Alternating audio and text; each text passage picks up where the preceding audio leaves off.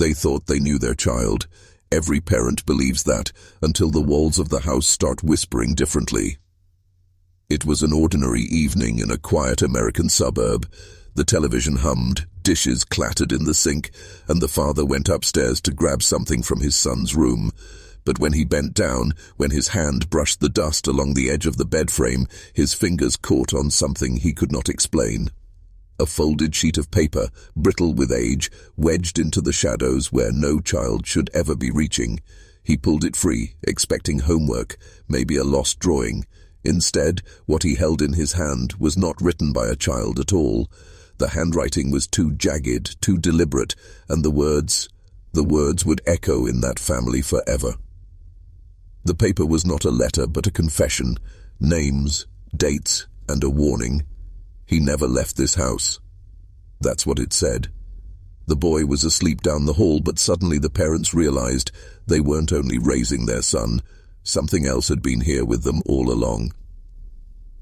It's a story that surfaces in fragments, buried in police records, whispered across small-town diners, and carefully avoided in family albums. What the parents found under that bed didn't just disturb their sleep, it rewrote everything they thought they knew about their home, their bloodline, and even their own history. Because in the American heartland, houses stand on bones. Families pass down more than love, they pass down silence, and silence, if you press your ear against it, carries screams from generations before. When the father showed the mother the note, she went pale. Her eyes darted to the floorboards as if she suddenly saw them differently. She confessed something she had never told anyone, that when she was a girl, in that same house, she heard breathing beneath her bed at night. She had been told it was not hing. She had been told to grow up, to stop imagining, and yet here, decades later, her child's bed concealed the same secret. What the family uncovered over the following weeks would tear them apart. It wasn't just a ghost story, and it wasn't just a crime. It was a truth so vile, so deeply American, that even now, when you look back at the photographs of that house, you feel the weight of what was hiding beneath the mattress springs. The question is not what was found.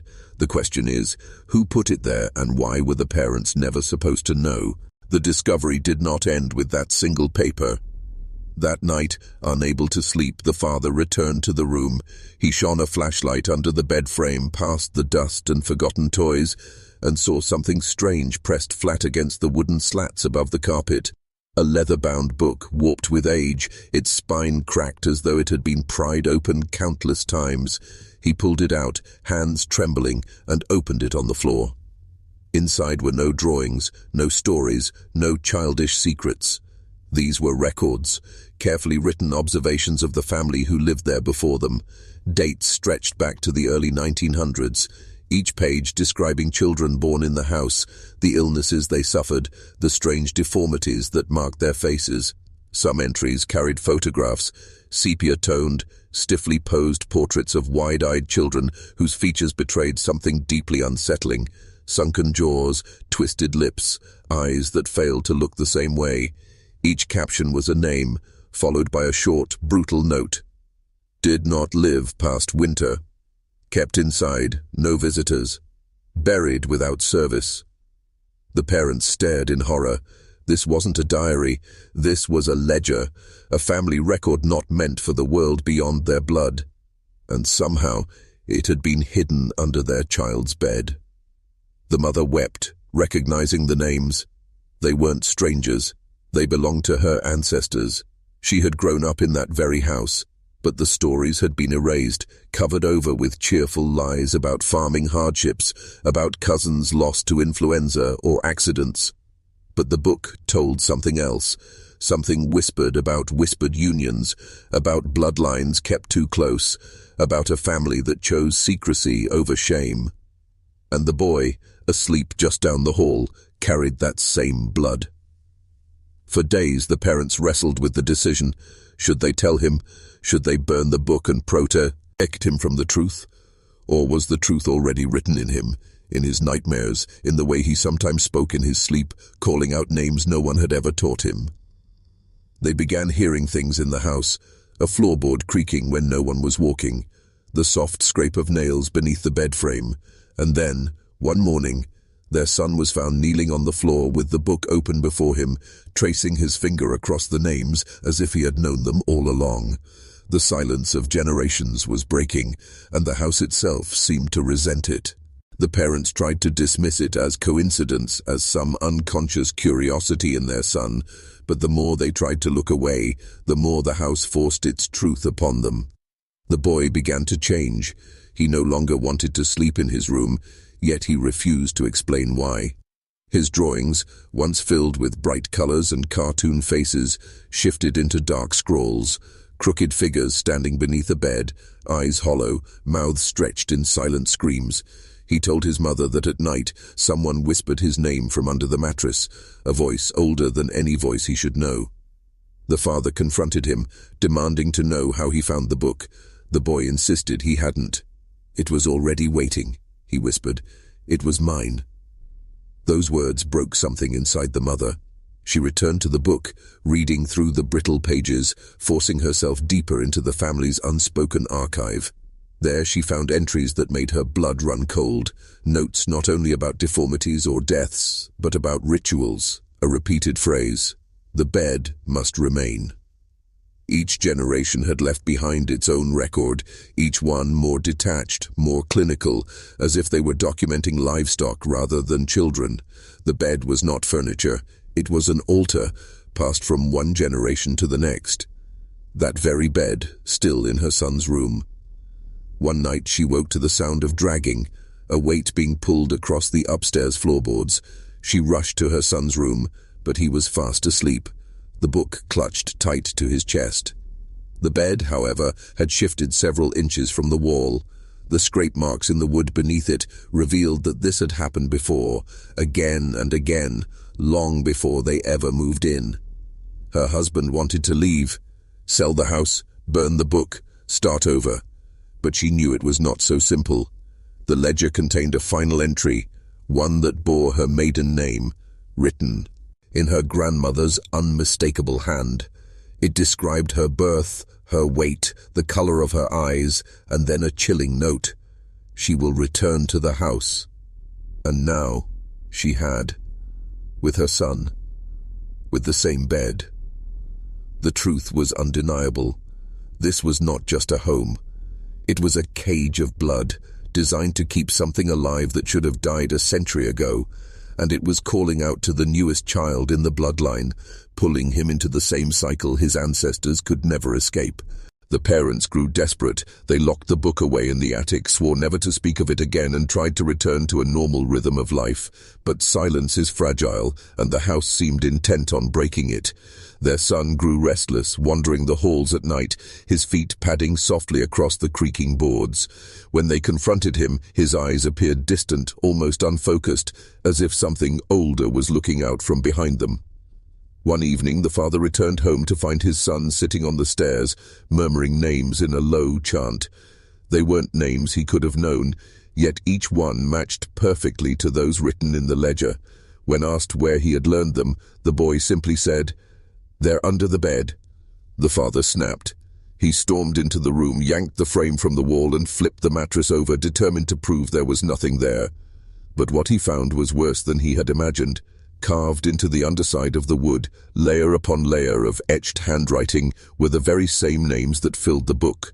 Some carved deep, as if made with a knife, others faint, as though scratched by fingernails. 100 years of names stacked one upon another, all children, all tied to the bloodline. That night the mother confessed something that chilled him further. When she was a child in that room, she had tried to tell her own parents about the whispers. Her mother slapped her across the face and told her never to speak of it again. She realized now why. They had all known. The silence wasn't ignorance, it was compliance. The house was more than a home. It was a graveyard of memory, a shrine to a legacy that thrived on secrecy. And now their son, the newest heir, was bound to it. It was then that they faced the unthinkable question: was the house holding their son? Or was their son holding the house? The boy began re-saying, fusing food, speaking in riddles that weren't his own, and spending hours crouched beneath the bed as if listening. When they pulled him out, he scratched at their arms with unnatural strength, crying, "They're waiting for me." And for the first time, both parents admitted it aloud. Whatever lived under that bed, it wasn't gone. It was still here, and it wanted him. The days blurred into one another. The parents stopped sleeping, their nerves stretched thin by every creak, every sigh of wind against the old walls. They locked the bedroom door at night, keeping their son between them, far from the bed, but the boy cried until his throat was raw, begging to be returned. He said the others were lonely, that they needed him, that they had promised to show him where the rest of the names were hidden. And then came the smell. At first faint, like damp earth after rain. But soon it grew overpowering, seeping from the cracks in the floorboards beneath the bed. A smell of rot, of soil turned by shovels, of something buried where it should never have been. The father tore at the boards with a crowbar, desperate to end the torment. What he uncovered was not a cache of objects, but a cavity, dark and hollow, stretching deeper than the foundations of the house should allow. Inside were fragments, broken toys, hair ribbons stained with time, tiny bones wrapped in disintegrating cloth. All of it carefully arranged, layer upon layer, like offerings. It wasn't just a hiding place. It was a burial chamber, feeding off the generations who had lived above it. The mother collapsed in tears, recognizing a single ribbon. It had belonged to her sister, the one who had vanished when she was 7. She had been told it was a kidnapping, an accident, something unspeakable that had no explanation. But the explanation had always been here, under the bed where she herself had slept as a child. Her sister hadn't vanished. She had been taken by the house, just like the others.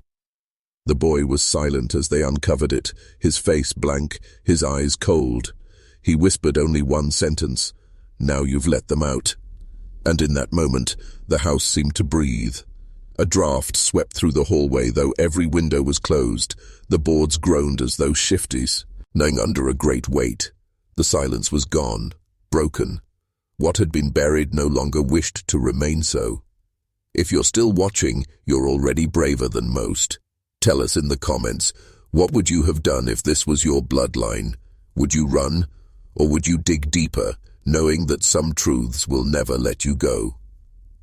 The parents realized too late that the horror wasn't under the bed.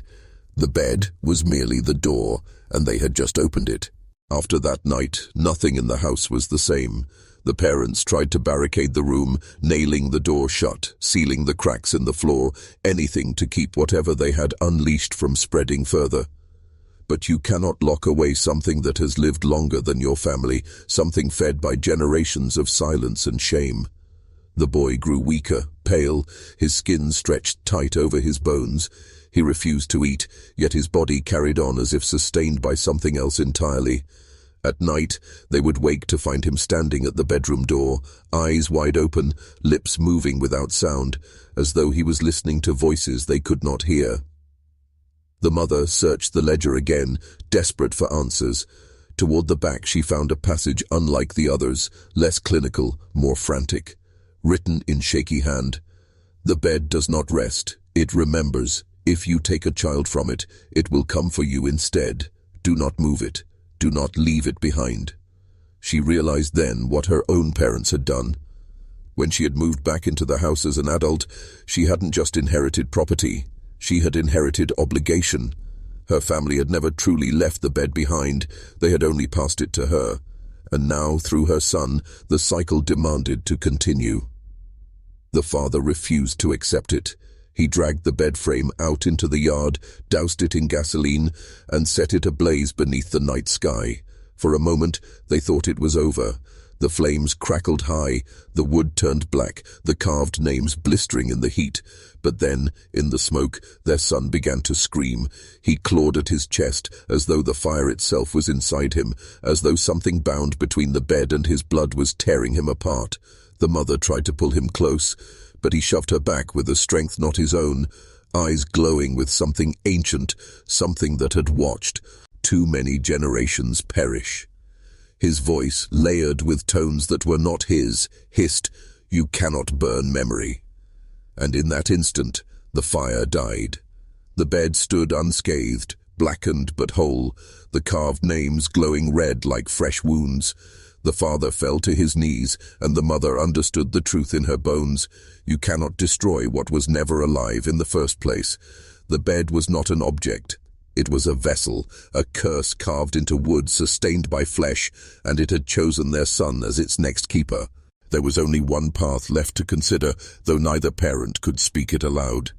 They had seen the ledger, they had seen the ribbon, the bones, the names carved into the wood. Every generation had made the same choice: sacrifice or silence. That was why the book existed. That was why the bed remained.